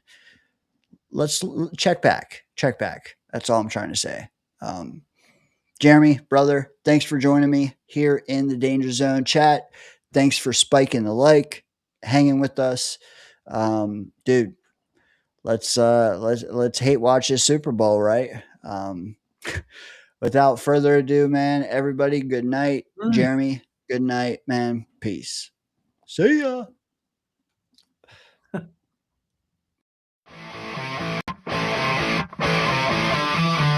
You know, I'm convinced we're the most cursed team in professional sports. You guys are bad.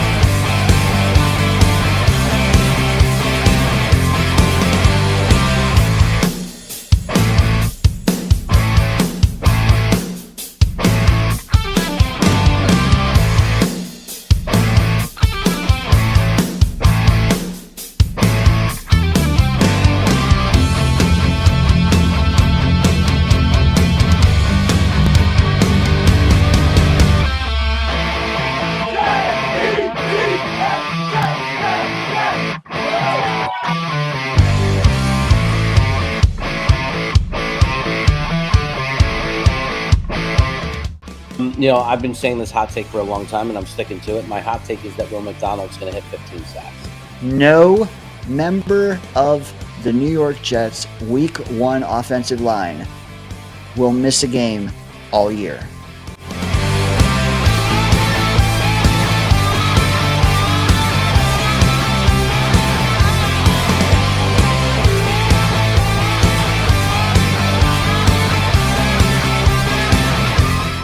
ladies and gentlemen, it's time! So get ready to rumble!